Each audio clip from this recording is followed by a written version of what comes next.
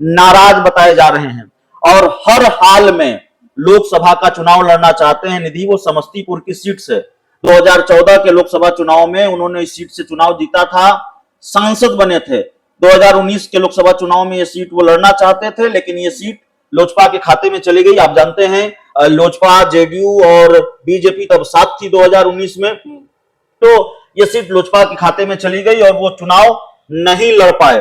तो 2019 में नहीं लड़ पाए, लेकिन 2024 का लोकसभा चुनाव हर हाल में महेश्वर हजारी उस सीट से लड़ना चाहते हैं। जेडीयू में उनकी बात बनती नहीं दिख रही है और एक तस्वीर बहुत वायरल हुई थी जिसके बारे में कहा जाता है कि उनकी पार्टी का शीर्ष नेतृत्व या बिहार के मुख्यमंत्री नीतीश कुमार उन पर नाराज हुए थे।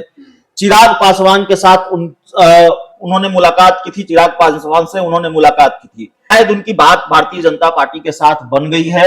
समस्तीपुर सीट उनका फाइनल है, समस्तीपुर सीट से वो चुनाव लड़ने जा रहे हैं, लेकिन भारतीय जनता पार्टी के प्रदेश नेतृत्व या शीर्ष नेतृत्व से उनकी बन नहीं रही है।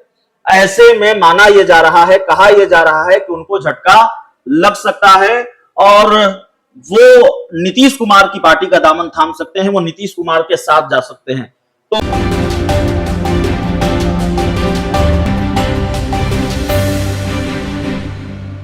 नमस्कार, आप देख रहे हैं रब्जी लाइव का डिजिटल प्लेटफॉर्म और मैं हूं आपके साथ निधि सिंह और हमारे साथ हमारे सहयोगी अभिषेक मिश्रा जी मौजूद हैं।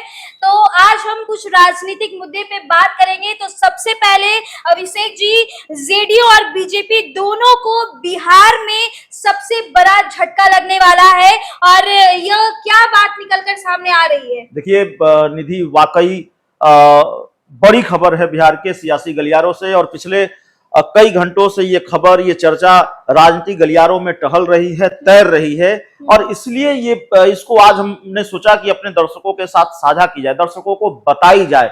हमारे दर्शकों को बहुत दिलचस्पी है और जब खासकर 2024 का लोकसभा चुनाव है या बिहार के मुख्यमंत्री नीतीश कुमार तो कह रहे हैं 2024 से पहले चुनाव हो जाएगा, तो ऐसे में जब ज्यादा वक्त नहीं है चुनाव में, तो दर्शकों को जाहिर तौर पर दिलचस्पी है ये जानने के लिए कि कौन सी सीट किसको मिल रही है, कौन कहां जा रहा है, कौन इधर हो रहा है, कौन उधर हो रहा है, किसको फायदा हो रहा है, किसको झटका लग रहा है। तो बिहार को लेकर जो मेरे पास जानकारी है बिहार के राजनीतिक गलियारों से, वो खबर यह है कि जनता दल यूनाइटेड यानी नीतीश कुमार की पार्टी और भारतीय जनता पार्टी दोनों को एक एक बड़ा झटका लगने जा रहा है।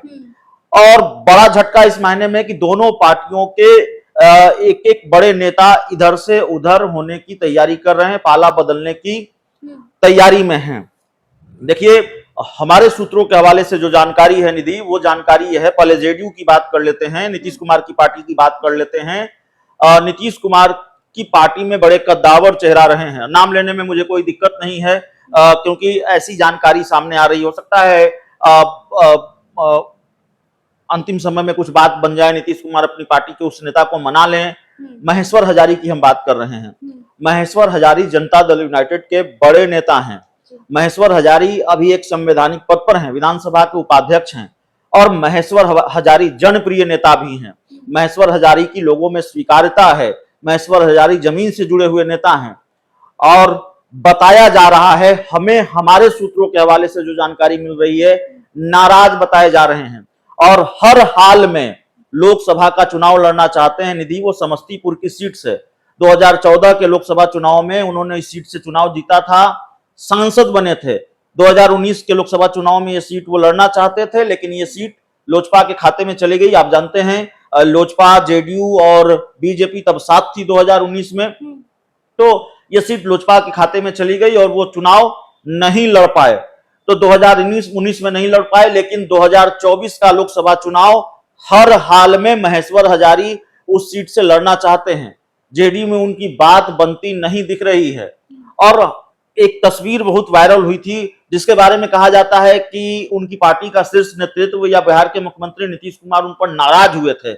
चिराग पासवान के साथ उन्होंने मुलाकात की थी, चिराग पासवान से उन्होंने मुलाकात की थी, लेकिन मुलाकात पारिवारिक भी हो सकती है क्योंकि चिराग पासवान, जो दर्शक नहीं जानते उनको बता दें, महेश्वर हजारी और चिराग पासवान का परिवार हो या पशुपति पारस का परिवार हो, रिश्तेदार हैं, पारिवारिक रिश्ता है इन सब के बीच। तो जाहिर है इसलिए भी मुलाकात हुई होगी। हम ये नहीं कर रहे हैं कि उनको पाला बदलना था इसलिए वो मिलने गए, लेकिन जब राजनीति में इस तरह की तस्वीरें सामने आती है चुनाव के वक्त, तो उसको उसके मायने ऐसे ही निकाले जाते हैं।